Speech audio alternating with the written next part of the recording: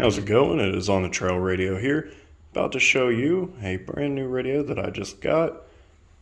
This one right here, the Uniden PRO401HH. It is a CB radio that has channels 1 to 40 on it that you switch up and down here and here. The base of the radio comes in at approximately 7 inches from the base to the top right here.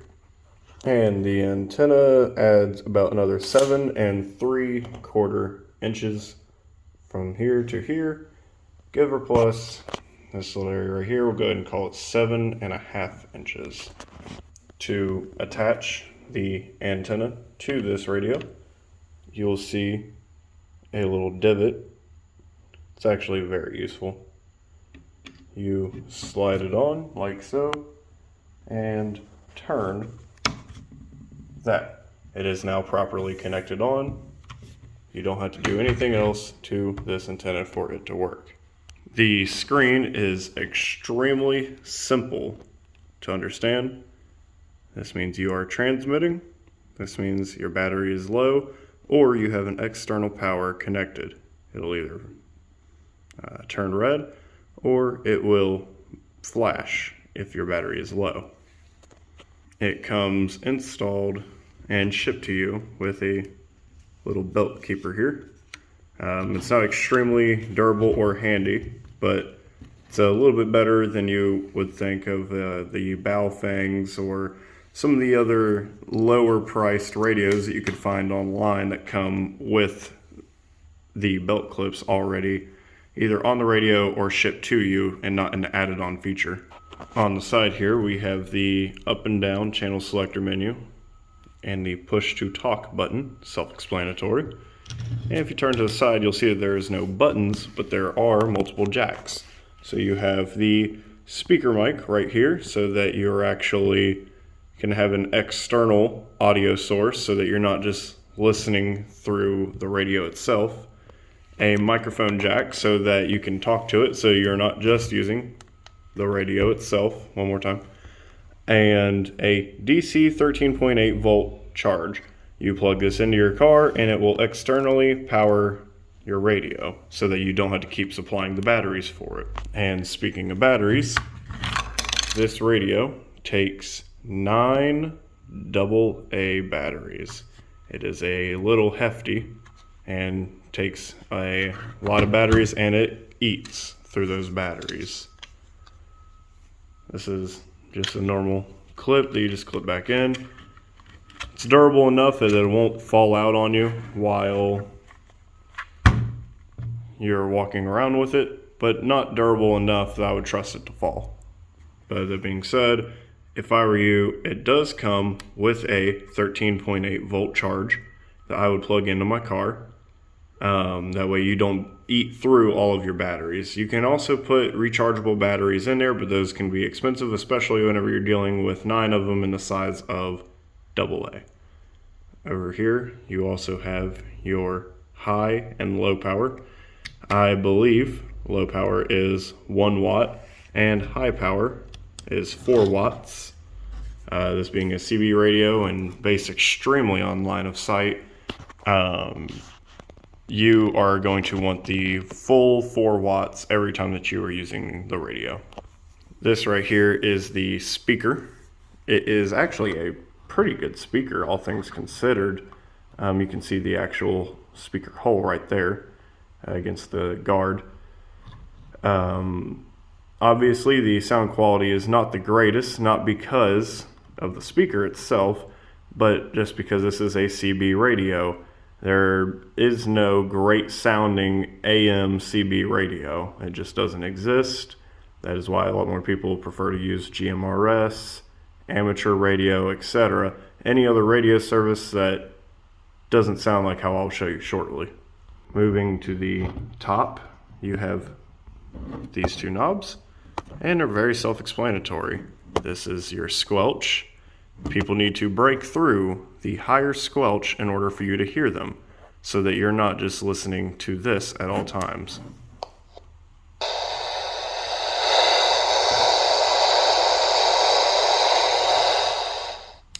So if I was to turn it on, this is with no squelch. If I turn my squelch up, I stop hearing any of the static. And whenever it receives, it'll let me know. Now that'll have to be an extremely strong signal heading my way, and I would most likely have to be outside for this to happen because I have it turned all the way up. You will have to tune it and fiddle with it until you can get it to a point that you like, just enough to get that background noise out, but not too much to where you can't pick out whoever's coming in. If you see, it did turn off right here. That's not because it is off, because it tries to save battery by when it's not receiving and you have your squelch up, it will turn off that light so that you do not waste your battery. If you know what channel on, you know what channel you're on. This radio is extremely simple to use. You realistically only have 3 buttons. That being said, you have the channel up and down and the push to talk button.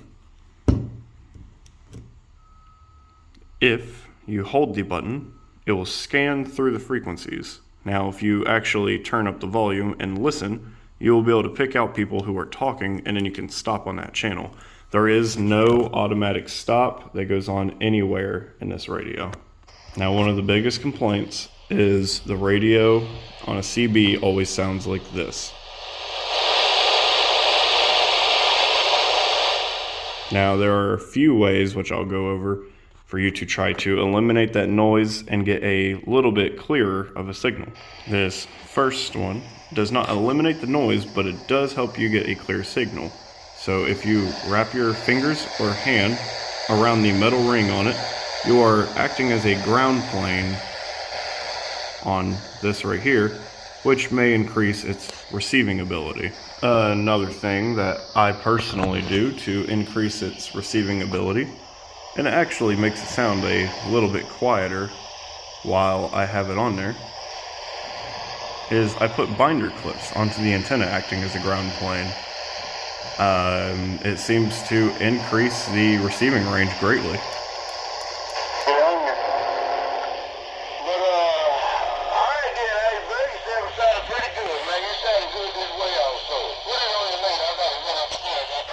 And this is what it sounds like without it. This is it trying to receive without the binder clips on the antenna, acting as another ground plane. Just the quality got worse, and you can't hear people as well. There's a lot more static, and you're not picking up as many people. So my personal thing that I would do is grab these and put them on your antenna, acting as a ground plane to try to increase the receiving.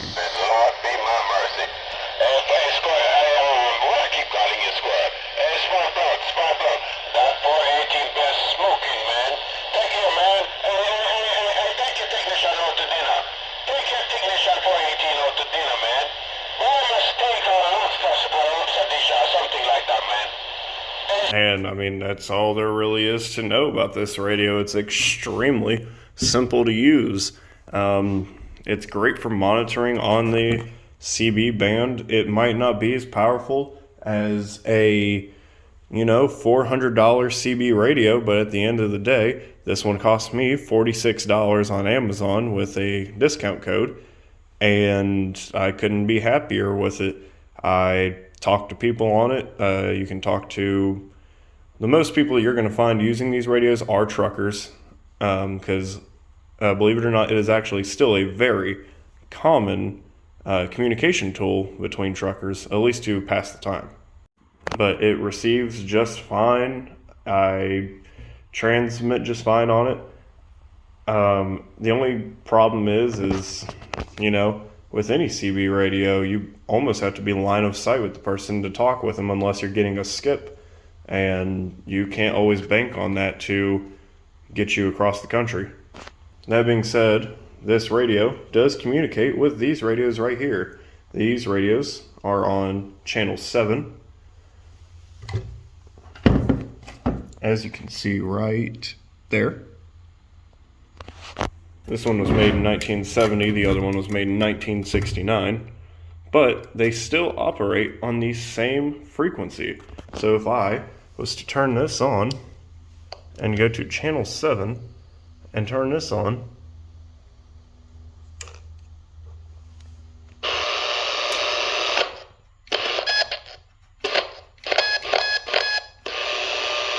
and that is what the call sounds like on this to this. It actually took me a while to fully get that to work. Had to clip the video there. But they still communicate with each other a whole 50 years later, so that's something else to just kind of be impressed with. Do I recommend the Uniden? It depends on what you're wanting. If you're wanting to be an all-star trucker and you want to roll with the big dogs and be able to communicate across the country at your leisure at any time, no, I don't recommend this one.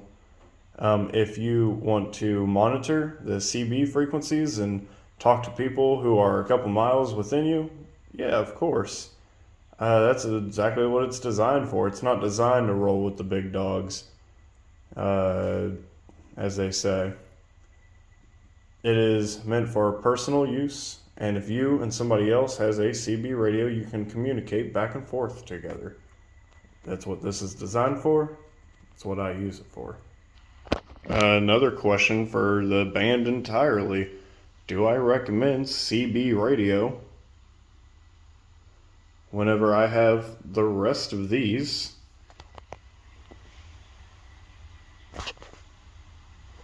Entirely. No. CB radio is a niche, so you can talk to other people who have CB radios. CB radios can't communicate with FRS or GMRS radios, nor can they communicate with amateur radios, such as the UV5R, and the GMRS radios, such as the UV5G, or even ultra high frequency. Anything else that you have, it's not going to communicate with. It's an extremely sensitive band and very, very small range that has a lot of bleed over. CB is not the band that is for everybody. There's also a different type of, not society, but a different rule set that comes with CB band. Of course, you're not supposed to do anything you're not supposed to, like cursing, or you still are supposed to follow the FCC guidelines, but the CB band is very well known for having foul language, anything else that you can think of, very loud, rude people. But if that's what you're into, CB is for you. That's why I got mine. It's just a whole different world of radio. Amateur radio is very khaki and clipboard. GMRS is very off-road and hiking, and CB is very trucker. So that's why, you have different radios for different things. If you're looking to start getting out into the CB world so you can communicate with truckers, this is perfect for you.